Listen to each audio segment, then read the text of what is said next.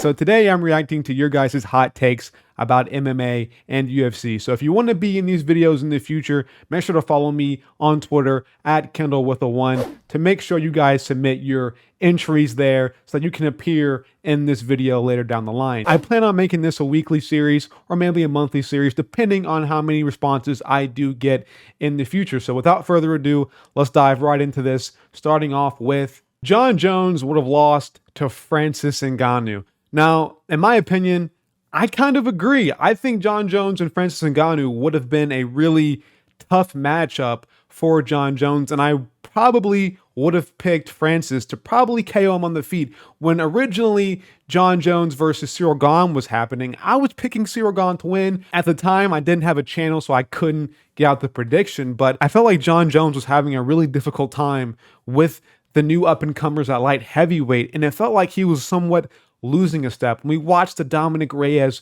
performance, it seemed like he was losing a step. When we saw him against Thiago Santos, he seemed like he was a bit slow. So I was really thinking that somebody with elite striking, like a Cyril Gane, would be able to take advantage and would be able to beat Jon Jones on the feet and stuff his takedowns.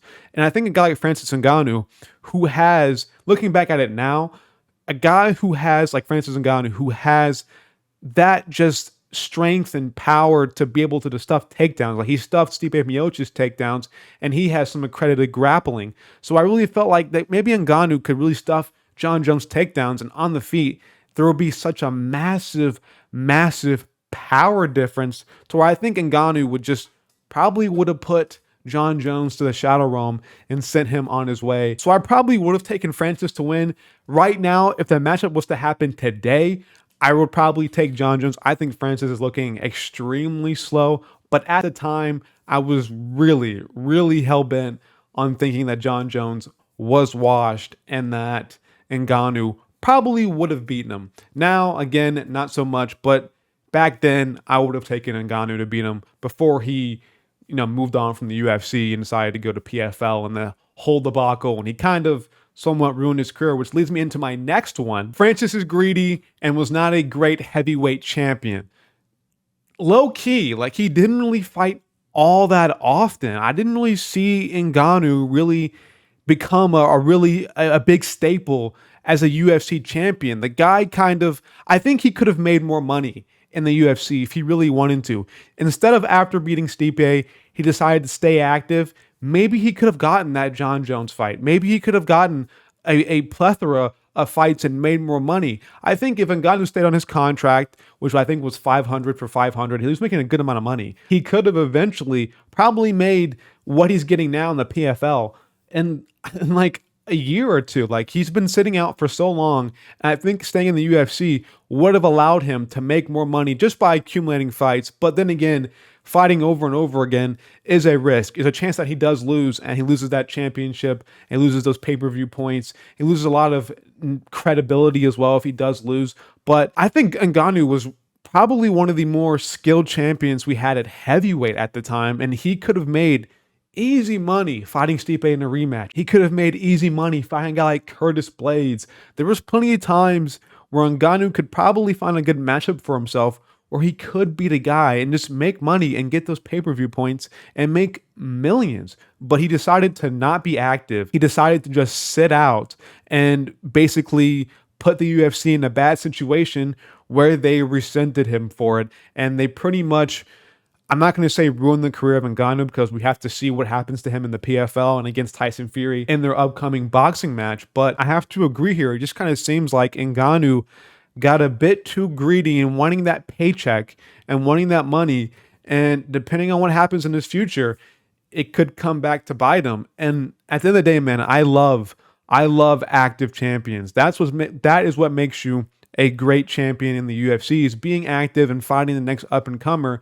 And to Ngannou, it more so came about the money and the whole narrative with fighter pay that was arising at the time. And it kind of led him to be not a great champion. He fought Cyril Gane to defend his belt. He won it against Stipe. He defended it one time in, a couple years. He could have had 3 or 4 defenses and had a super fight against Jon Jones if he decided to stay in the UFC again, but he decided not to.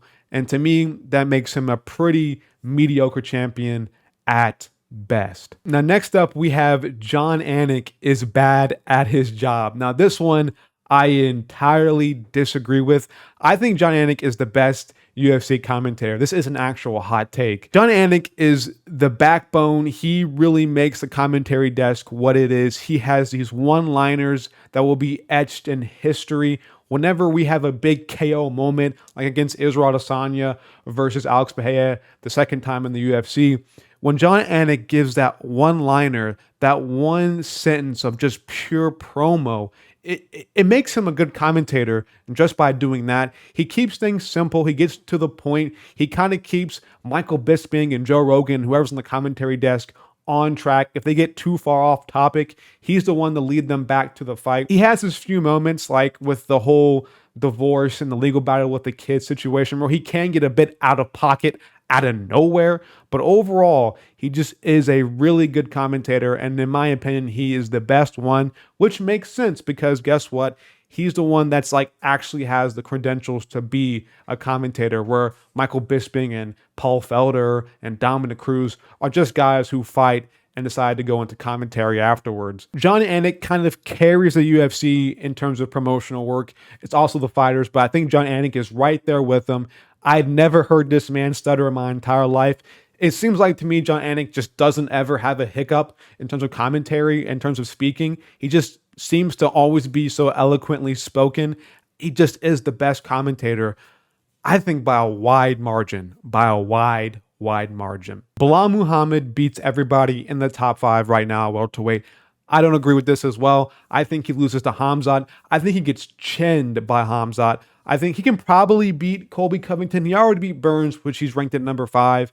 I don't think he might be able to beat Kamaru Usman, but I don't think so as well. Like in the top 5, there were a lot of tough fights for Belal. I mean, maybe he can beat Leon Edwards. We kind of saw a little bit of that, and Leon Edwards was winning on the feet there, and he did rock Belal Muhammad at one point, but I don't know if there's enough evidence to suggest that Belal Muhammad would be able to beat all of the guys in the top 5 by decision. Maybe he could probably beat a Colby Covington. There's an opportunity there for him to beat him, but I think Khamzat and I think Usman, I think even Leon Edwards are all pretty tough matchups for him, and he's going to have a difficult time in this welterweight top 5. Shavkat, I think, does beat Belal Muhammad. I think he probably chins him on the feet.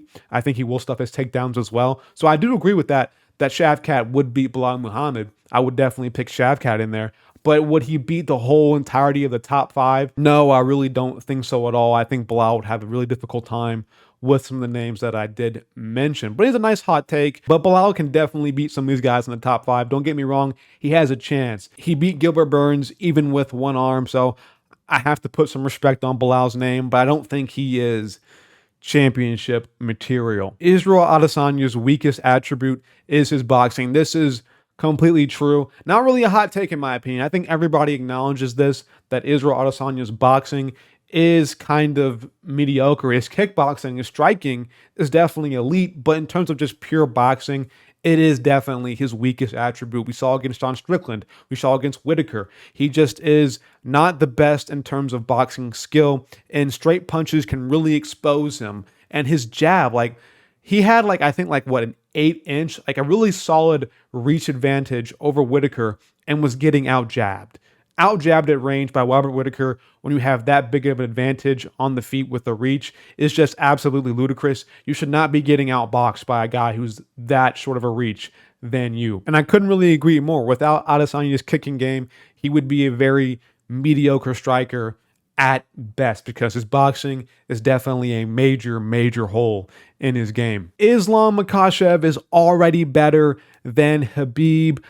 Yeah, straight up. Yeah, I think that his defenses so far against Volk and Oliveira pretty much outweigh any defense or any win in the UFC that Khabib has ever had. Conor McGregor was a great win, but it ain't no Oliveira. Dustin Poirier was another solid win. It ain't no Volk. Volk is arguably the greatest featherweight of all time. And even though you might disagree with the decision, or most people might disagree with it, on paper, Islam has a win over Alexander Volkanovski, and that win alone is better than any win Khabib has ever had in his career. Charles Oliveira is a better win than any Khabib win ever in his career. I just can't deny Islam.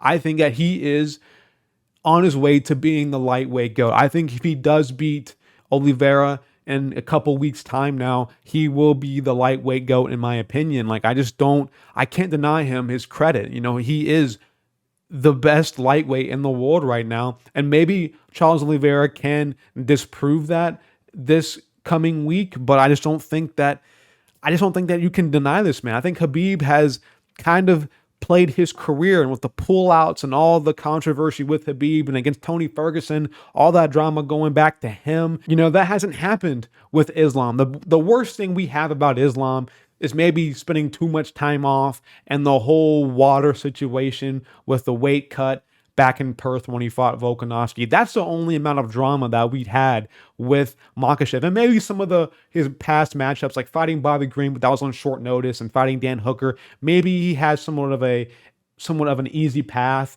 to the title, but so did Khabib, you know what I mean? Khabib fought Ali Quinta for the belt. It just, to me, I think that Islam is a way more credited champion than Khabib. All he needs to do is just get one more title defense under his belt, and he will officially be better and be the lightweight GOAT ahead of Khabib. Jack Della Maddalena doesn't have extraordinary power. I think so now, after watching that Kevin Holland fight, maybe we might have to calm down, especially me. I might have to calm down on the power of JDM. You know, carrying Randy Brown is good, but I think now that he's kind of reached his skill level in the welterweight division, the top 15 is tough.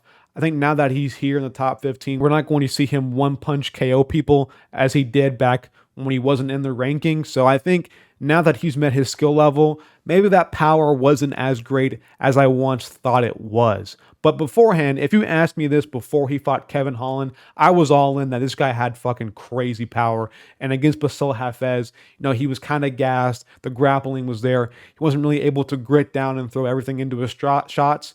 But against Kevin Holland, there's just no excuse that he couldn't KO him. He didn't really land too clean on Kevin Holland besides a few times, but Kevin Holland does have a really solid chin, so maybe that can play into there. But I think you're kind of right about this. I think JDM's power isn't that nukage that we thought it was. That's a good term for it. It isn't that one punch Ngannou power that just blows people's head off when he lands a punch on you, as I thought it was. Don't get me wrong, JDM's power is still very, very solid, and he can definitely put out some guys at welterweight, especially that are in the rankings. But I think that hype, that power hype that he had, has more so come down to reality, and he's just a guy who has really good technique and good boxing. Pretty much it. I'm still high on JDM. I think he'll still be a top 5 welterweight at some point in his career, but the power isn't as crazy as I once thought it was, unfortunately. And for the last one today, it's probably a longer video than I anticipated, but I wanted to get through a lot of these today. We have Izzy is higher on the GOAT list than Khabib. Yeah, I mean, he has more defenses. He's fought better competition at middleweight. Maybe the loss versus Pereira kind of ruins things for him, and the loss versus Strickland kind of ruins things for him. But I think you just can't deny that Adesanya, he defended his belt so many times. He was incredibly active, which is something you can't say about Khabib. He's fought the best of the best, and maybe he's lost a couple. He went up to fight Jan Blachowicz at 205. Like, this guy has tried to do his best to become the certified GOAT, and Khabib never really did that. I know that Khabib was 29-0, and that he never lost in his career, and he had 3 title defenses, and he only lost like 1 round in his career, and he was dominant. I would argue, it's not really even an argument, but Khabib is definitely the more dominant champion than Israel Adesanya. But in terms of who I have higher on my GOAT list, I definitely have Adesanya higher than Khabib, simply because he's been active, he fought more people. Maybe if Khabib went on to fight more dudes, he would have lost at some point in his career. But I think looking back at it now, I think definitely Khabib had a shot at losing to some of these up-and-comers at lightweight. Like, how would a Khabib versus Oliveira go? I know some people like to compare, Oliveira versus Makhachev like a Khabib, but I think Khabib and Makhachev have a different style of grappling. I think that Makhachev is more of a not lay and pray, but a guy's going to sit on top of you and go for a submission, while Khabib's more of a ground and pound artist. So, like, maybe an Oliveira could probably catch Khabib at one point in a submission. Like, we don't know. Like, I think that they're entirely 2 different fighters. I think that Makhachev has better striking than Khabib, especially defensively. So like we don't know what can happen. Maybe Oliveira could have put out Khabib on the feet. Like we don't know these things, but we know with Makhachev. And so that leads me to question like how high should I put him on my GOAT list? And when I have a guy like Israel Adesanya who's fought the who's who's and who's been at the top and who's tried to go up in a weight class, I think that he is definitely pound for pound higher on my GOAT list than Khabib. So thank you guys for watching this video. I surely do appreciate it. I loved all of your hot takes that you guys submitted to me on YouTube and on Twitter. So again, if you do want to be in my hot take video in the future, I'll leave a link down below in the description of this video with my Twitter linked. Go check out my Twitter, submit your hot take. We'll do this again sometime in the future. I'll ask again on Twitter. I'll tweet out, I'll get out another tweet or something. So check that out. I'm out of here, guys. Peace.